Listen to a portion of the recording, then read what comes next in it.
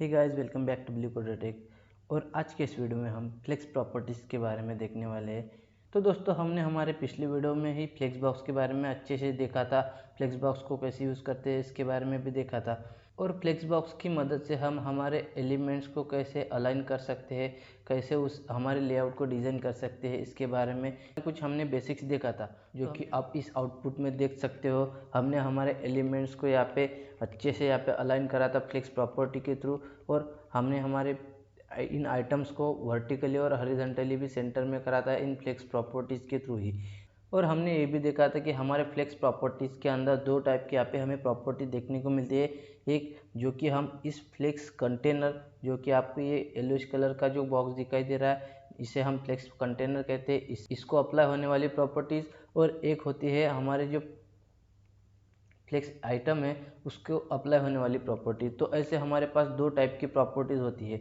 आज के इस वीडियो में हम फर्स्ट टाइप को देखेंगे, यानी कि हम हमारे फ्लेक्स कंटेनर की जो प्रॉपर्टीज़ होती है उसे यहाँ पे वन बाय वन कवर करेंगे।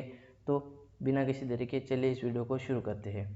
ऑलराइट गाइस, तो मैं आ गया हमारे VS कोड के अंदर, जिसके अंदर मैंने फिर से एक फ्लेक्स कंटेनर लिया, जिसके अंदर मैंने यहाँ पे 3 फ्लेक्स आइटम्स लिए हैं और उसे कुछ यहाँ पे बेसिक सी CSS दे दी है। जैसे कि फ्लेक्स कंटेनर को मैंने बैकग्राउंड कलर दिया है कुछ, और एक कुछ हाइट सेट करी है। और फ्लेक्स आइटम्स की जो प्रॉपर्टीज़ है उसे मैंने फ़िलहाल तो कमेंट कर दिया है। मैं आपको इसे समझाऊंगा कि मैंने यहाँ पे क्या यूज़ किया है।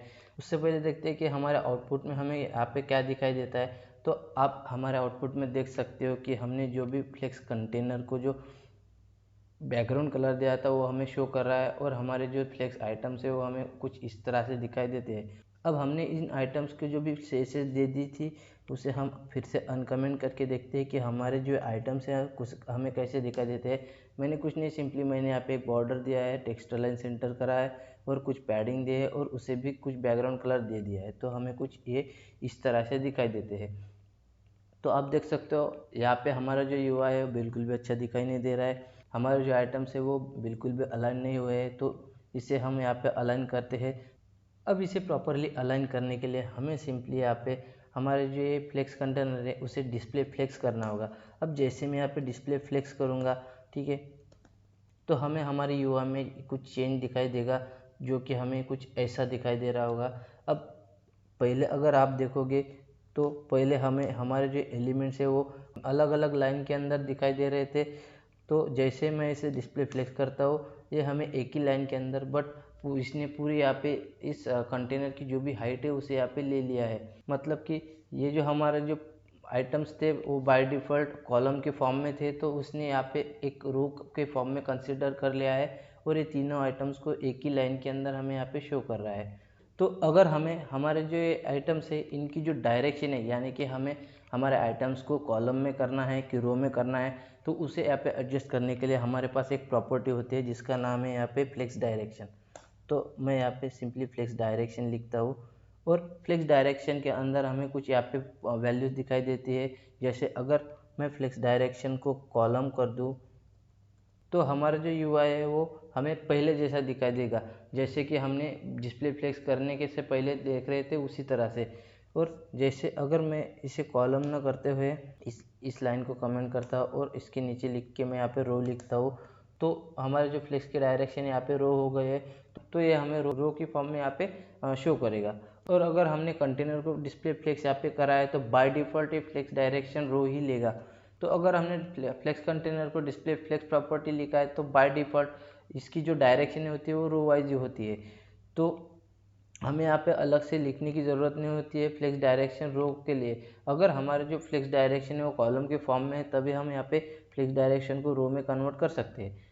अब जैसे हमने हमारे फ्लेक्स के डायरेक्शन को कॉलम वाइज या फिर रो वाइज किया है, उसी तरह हम हमारे फ्लेक्स के डायरेक्शन को कॉलम रिवर्स और रो रिवर्स कर सकते हैं। अब इसके अंदर क्या होगा, तो जैसे सिंपली मैं यहाँ पे इन दोनों लाइंस को कॉपी करता हूँ और यहाँ पे पेस्ट करता हूँ, और सबसे पहले मैं इस लाइन को अनकमेंट करके इसे कॉलम रिवर्स करता हूँ, ठीक है। तो अब इस कॉलम रिवर्स डायरेक्शन में क्या होगा, हमारे जो फ्लेक्स की जो डायरेक्शन है वो कॉलम रहेगी, बट हमारे जो फ्लेक्स के जो आइटम्स है वो आइटम्स हमारे रिवर्स हो जाएंगे। तो आप देख सकते हो, उप्स, मैंने यहाँ पे कुछ गलती करी है। तो मैंने यहाँ पे तीनों को फर्स्ट आइटम ही लिखा है, तो मैंने और उसके बाद मैंने नंबर भी दिया है। तो ऐसा ना करते हुए मुझे यहाँ पे सेकंड आइटम लिखना होगा और यहाँ पे थर्ड आइटम लिखना होगा। मेरा बिल्कुल भी इसके अंदर इस पे ध्यान नहीं था, अभी मेरा ध्यान गया है। और इसे सेव करता हूँ तो आप देखना कि हमारा जो थर्ड आइटम है वो फर्स्ट में हमें शो कर रहा है, सेकंड के अंदर, और फर्स्ट वाला जो आइटम है हमें सबसे लास्ट में शो कर रहा है। मतलब कि हमारी जो फ्लेक्स की डायरेक्शन है वो कॉलम तो हो गई है, उसके साथ साथ हमारे जो एलिमेंट है वो रिवर्स डायरेक्शन में है। और हमारे जो फ्लेक्स डायरेक्शन कॉलम के अंदर हमारे जो एलिमेंट्स है वो यहाँ से स्टार्ट होते थे, तो हमारे कॉलम रिवर्स के केस में हो वो हमारे एलिमेंट कंटेनर के बॉटम से यहाँ पे स्टार्ट हो रहे हैं। उसी प्रकार से अगर इसे कमेंट करके हमारे जो रो की डायरेक्शन है इसे अनकमेंट करता हूँ और इसे रो रिवर्स करता हूँ, तो सेम जैसे कॉलम रिवर्स के केस में हुआ उसी तरह से हमारे जो फ्लेक्स की जो डायरेक्शन है वो रो हो जाएगी और हमारे जो एलिमेंट्स है वो हमारे रिवर्स हो जाएंगे। तो आप देख सकते हो हमारे जो एलिमेंट्स है वो हमारे रिवर्स भी हो गए और थर्ड वाला एलिमेंट फर्स्ट में दिखाई दे रहा है और फर्स्ट वाला एलिमेंट लास्ट में दिखाई दे रहा है और हमारे जो एलिमेंट्स है वो इसके राइट साइड पे यहाँ पे स्टार्ट हुए हैं। तो इस तरह से हम फ्लेक्स डायरेक्शन की मदद से किसी भी डायरेक्शन में हमारे फ्लेक्स के आइटम्स को यहाँ पे अरेंज कर सकते हैं। तो आई होप आपको फ्लेक्स डायरेक्शन प्रॉपर्टी अच्छे से समझ में आई होगी। अब इसके बाद हमारे पास एक और प्रॉपर्टी है जिसका नाम है फ्लेक्स रैप। अब फ्लेक्स रैप मतलब क्या है, तो उसके लिए मैं सिंपली इसे कमेंट करता हूँ और 3 एलिमेंट और यहाँ पे ऐड करता हूँ, तब आपको ये अच्छे से समझ में आएगा कि मैं क्या करना चाहता हूँ। तो यहाँ पे मैं वैसे अब आईडी की कोई ज़रूरत नहीं है, तो मैं यहाँ पे आईडी भी हटा दूँगा फ़िलहाल। इन सब के आईडीज़ की कोई ज़रूरत नहीं, हमने सिर्फ क्लास को यहाँ पे CSS दे दिए, आईडीज़ को CSS दी नहीं, तो आईडीज़ लेके क्या करेंगे, है ना। इसे मैं यहाँ पे 4th करता हूँ, इसे 5th और इसे 6th। ठीक है, तो आपको यहाँ पे 6 आइटम्स यहाँ पे हमारे कंटेनर के अंदर दिखाई दे रहे होंगे, जिसकी डायरेक्शन है हमने यहाँ पे बाय डिफ़ॉल्ट इसने रो लिया है, बट मैं इस रो की लाइन को यहाँ पे अनकमेंट करना चाहता हूँ। अब मान लो मुझे यहाँ पे फ्लेक्स रैप करना है। ठीक है, फ्लेक्स रैप मतलब हमारे जो आइटम्स है, अब ये 6 आइटम्स है, बराबर है। अब जैसे मैं इसे फ्लेक्स रैप करता हूँ, मतलब अगर मैं मान लो यहाँ पे इसे छोटा करता हूँ, तो हमारे जो आइटम्स है आप देख सकते हो यहाँ पे हमारे जो ये आइटम्स है 4th और 5th, ये यहाँ पे हमारे स्क्रीन के बाहर गए, तो उसके लिए हमें यहाँ पे स्क्रॉल करना पड़ रहा है। मैं चाहता हूँ कि ऐसा ना हो, और जैसे मैं हमारी जो स्क्रीन है इसे छोटा कर दूँ, तो हमारे जो आइटम्स है जो कि स्क्रीन के बाहर गए वो नेक्स्ट रो के अंदर आने चाहिए, और जैसे मैं इसे फुल स्क्रीन कर दूँ तो वो हमें एक ही रो के अंदर हमें शो करे। उसके लिए हम सिंपली फ्लेक्स रैप प्रॉपर्टी को यूज़ करते हैं। तो फ्लेक्स रैप प्रॉपर्टी को यूज़ करने के लिए सिंपली हम यहाँ पे हमें फ्लेक्स रैप करके लिखना होगा, और उसे मैं अगर नो रैप करता हूँ तो बेसिकली ये नो रैप ही रहेगा, इसमें कोई चेंजेस नहीं होगा। और ये नो रैप प्रॉपर्टी किया नहीं किया कोई इसमें कोई फ़र्क नहीं पड़ता, ये हमारी डिफ़ॉल्ट प्रॉपर्टी वैसे ही सेट रहते हैं हमारे एलिमेंट को। तो अगर मैं इसे नो रैप करता हूँ तो इसमें कोई चेंज आने वाला नहीं है। आप देख सकते हो यहाँ पे हमारे जो एलिमेंट 6th एलिमेंट है वो यहाँ पे गायब हो चुका है। इसी तरह से अगर मैं हमारी जो फ्लेक्स रैप की प्रॉपर्टीज़ को नो रैप से अगर मैं रैप करता हूँ, इसे मैं कमेंट कर दूंगा।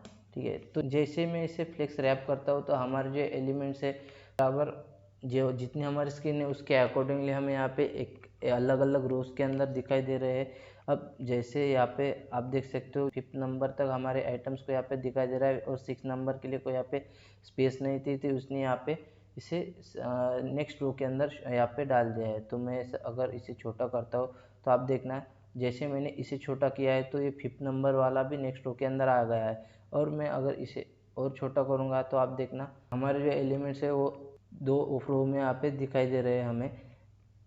और छोटा करूँगा तो हमारे एलिमेंट्स जो यहाँ पे हमें 3 दिखाई देते थे वो यहाँ पे 2 के फॉर्म में, और जैसे और छोटा करूँगा तो हमें वो सिंगल कॉलम के अंदर सारे के सारे एलिमेंट हमें शो करेगा।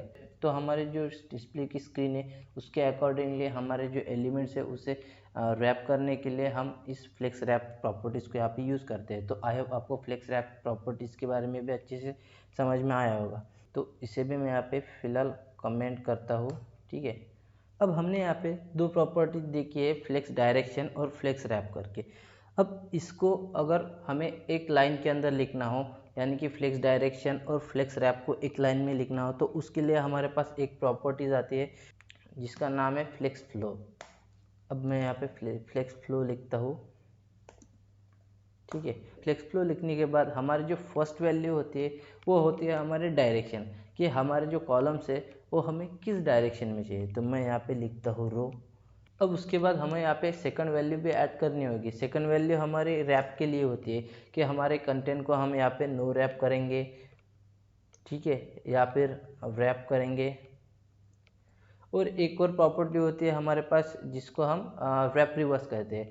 तो हमें पता है रैप और नो रैप के अंदर क्या होता है, तो हम यहाँ पे रैप रिवर्स करेंगे। तो जैसे में हम यहाँ पे रैप रिवर्स करेंगे और सेव करेंगे, तो आप देखना हमारे जो आइटम्स है वो रिवर्स हो जाएंगे, और बॉटम से हमारे आइटम्स यहाँ पे स्टार्ट करते हुए जो सेकंड रो है वो हमारा टॉप में चला गया है।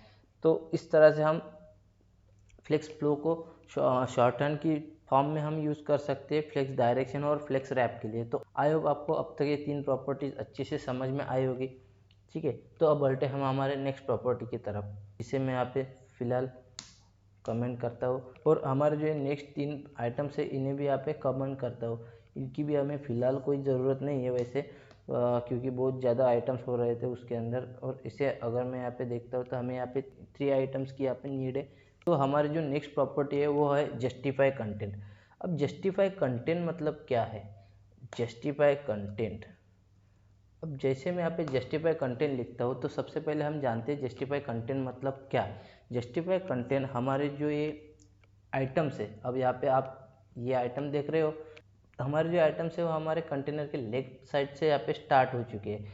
अब मैं चाहता हूँ कि हमारे जो आइटम्स है उन्हें मैं जस्टिफाई करूँ, यानी कि हमारे जो ये हॉरिजॉन्टल एक्सिस है इसे हम मेन एक्सिस भी कहते हैं, तो इससे जस्टिफाई करें हमारे आइटम्स, यानी कि हम हमारे आइटम्स को इधर स्टार्ट की जगह एंड या फिर सेंटर में करना चाहते हैं, तो उसके लिए हम जस्टिफाई कंटेंट यहाँ पे यूज़ करते हैं। और साथ ही में अगर हमारे आइटम्स के बीच में हमें कुछ गैप यहाँ पे ऐड करने हो तो उसके लिए भी हम जस्टिफाई कंटेंट प्रॉपर्टी को यहाँ पे यूज़ करते हैं। अब जस्टिफाई कंटेंट के अंदर हमें अलग अलग यहाँ पे वैल्यूज़ देखने को मिलते हैं। जैसे सबसे पहले मैं यहाँ पे जस्टिफाई कंटेंट फ्लेक्स स्टार्ट लिखता हूँ, ठीक है। तो फ्लेक्स स्टार्ट मतलब हमारी जो ये प्रॉपर्टी है वो डिफ़ॉल्ट प्रॉपर्टी है,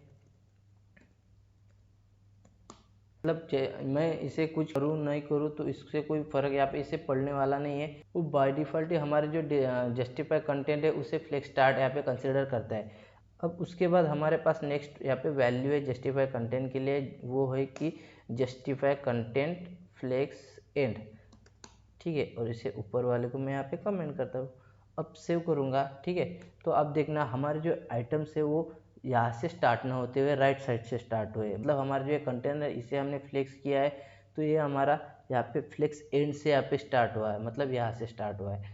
और उसी तरह से अगर मैं इसे सेंटर में करना चाहता हूँ, मान लो कि मुझे ना स्टार्ट से चाहिए ना एंड से चाहिए, तो मैं यहाँ पे अगर सेंटर लिखूँ, ठीक है, और सेव करूँगा, तो हमारे जो आइटम्स है वो यहाँ पे एक्स एक्सिस के बिल्कुल हमें यहाँ पे सेंटर में शो हो रहे हैं, ठीक है। तो इस तरह से हम जस्टिफाई कंटेंट की मदद से हमारे जो आइटम्स है उसे either flex start flex end या फिर सेंटर में यहाँ पे प्लेस कर सकते हैं। अब उसी के साथ साथ हमारे आइटम्स के अंदर हम यहाँ पे स्पेस भी ऐड कर सकते हैं, तो उसके लिए भी हमारे जस्टिफाई कंटेंट के अंदर अलग अलग वैल्यूज़ है।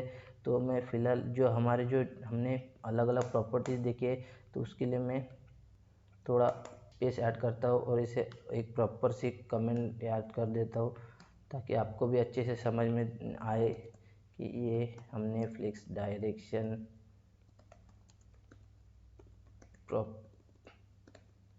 प्रॉपर्टीज़ के लिए देखा, उसके बाद ये हमने फ्लेक्स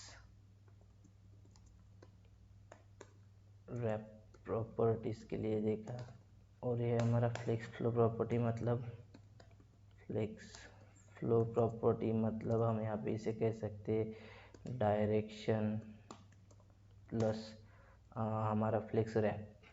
अब मैं इसे सिंपली डायरेक्शन प्लस रैप ही करता हूँ, और उसके बाद हमारे जो आइटम्स है उसे हम जस्टिफाई करना चाहते हैं एक्सेस, तो उसके लिए हम जस्टिफाई कंटेंट यहाँ पे प्रॉपर्टी को यूज़ करते हैं।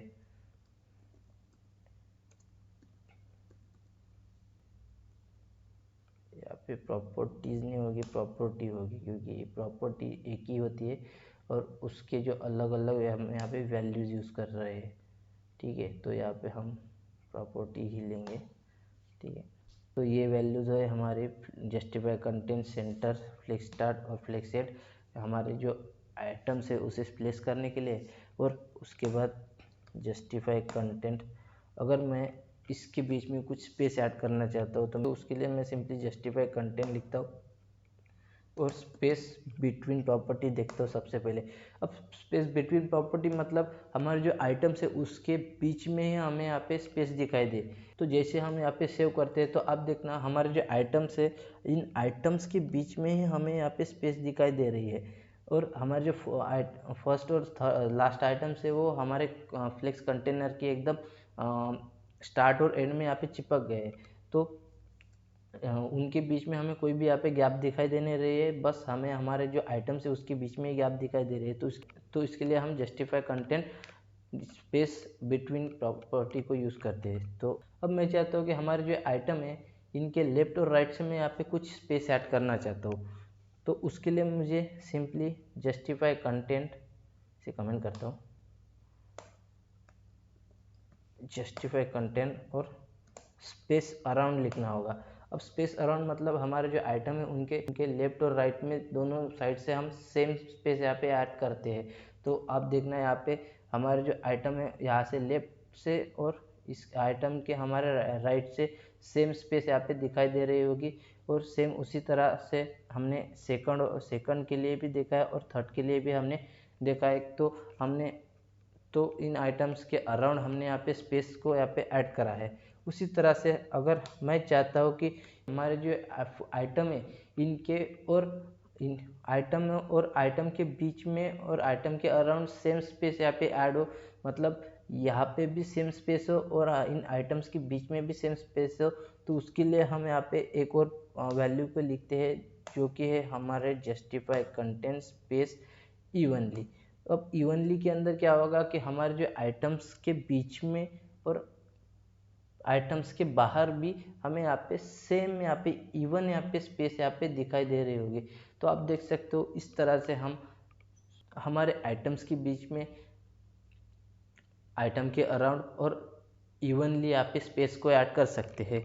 तो आई होप आपको जस्टिफाई कंटेंट प्रॉपर्टी भी समझ में आई होगी। जस्टिफाई कंटेंट प्रॉपर्टी को सिंपली हम हमारे एलिमेंट को एक्स एक्सिस में जस्टिफाई करने के लिए, हमारे आइटम्स के बीच में कुछ स्पेस ऐड करने के लिए सिंपली हम इस प्रॉपर्टी को यूज़ करते हैं। अब जैसे कि हमारे एलिमेंट को हमने एक्स एक्सिस के अंदर जस्टिफाई करा था, यानी कि अलाइन करा था।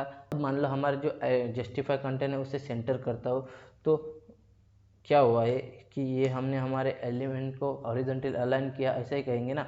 तो उसी तरह अगर मुझे हमारे जो एलिमेंट है उसे वर्टिकली भी अलाइन करना चाहता हो, तो उसके लिए हमारे पास एक प्रॉपर्टी है जिसका नाम है अलाइन आइटम्स। अब अलाइन आइटम्स को लिखने के लिए सिंपली हम यहाँ पे अलाइन आइटम्स लिखते हैं। और सेम जैसे हमने यहाँ पे देखा था कि फ्लेक्स स्टार्ट से होता है, फ्लेक्स एंड से होता है, तो वो प्रॉपर्टीज हमारे, जैसे मैं अगर फ्लेक्स स्टार्ट से करता हूँ तो हमारा जो आइटम्स है वो यहाँ पे वर्टिकली फ्लेक्स यहाँ से स्टार्ट हो रहा है टॉप से, तो यहाँ पे टॉप से आप हमारे जो एलिमेंट है वो यहाँ पे अपीयर होंगे। अब उसी तरह मैं अगर अभी इसे कॉपी करता हूँ, इसे कमेंट करता हूँ और इसे फ्लेक्स एंड कर दूंगा, तो हमारा कंटेंट है और उसके बॉटम से, यानी कि फ्लेक्स यहाँ से एंड हो रहा है, तो वहाँ से हमारे जो आइटम्स है वो अलाइन हो गए वर्टिकली। और उसी तरह से अगर मैं इसे भी सेंटर करना चाहता हूँ तो इसे कमेंट करता हूँ, ठीक है, और इसे मैं सेंटर करना चाहता हूँ, ठीक है। तो आप देखना हमने यहाँ पे हमारे आइटम्स को यहाँ पे सेंटर कर दिया है। और मैं यहाँ पे इसे सेंटर ना करते हुए इसके बीच में कुछ स्पेस भी ऐड करना चाहता हूँ, तो मैं यहाँ पे फ़िलहाल इवनली स्पेस लिखूँगा।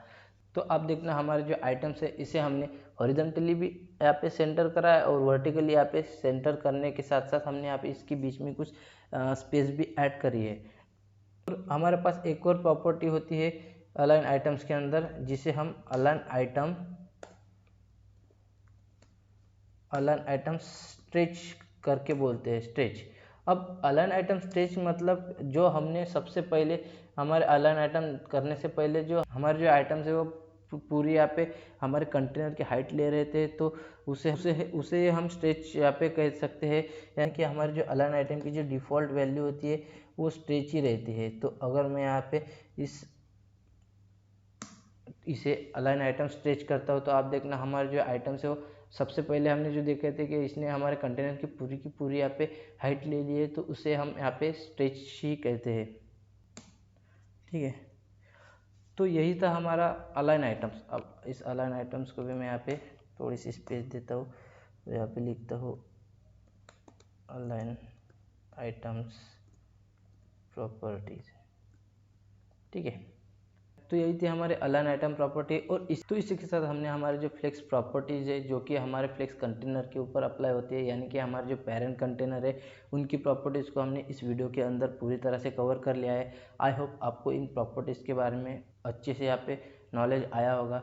और अगर आपको ये वीडियो अच्छा लगा हो तो प्लीज़ इस वीडियो को लाइक कर देना, और अगर आप इस चैनल पर नए हो तो प्लीज़ इस चैनल को सब्सक्राइब करके बेल आइकन ज़रूर दबाइएगा और शेयर करिएगा हमारे इस वीडियो को हमारे दोस्तों के अंदर। और हाँ, मेरी बाकी की जो प्लेलिस्ट है जैसे HTML और हमारी जो ये चालू है CSS, इन प्लेलिस्ट को भी यहाँ पे आप 1 बाय 1 एक्सेस कर सकते हो। मैंने शुरू से लेकर एंड तक वेब डेवलपमेंट से रिलेटेड जो भी HTML और CSS के अंदर जो भी हमारे टॉपिक्स है उसे यहाँ पे कवर किए हैं, तो आप एक बार उसे ज़रूर से चेकआउट कर लेना। तो इसी के साथ आज की इस वीडियो को यहीं पे रैप अप करते हैं। हम मिलते हैं नेक्स्ट वीडियो में। Until then take care, bye bye, वंदे मातरम।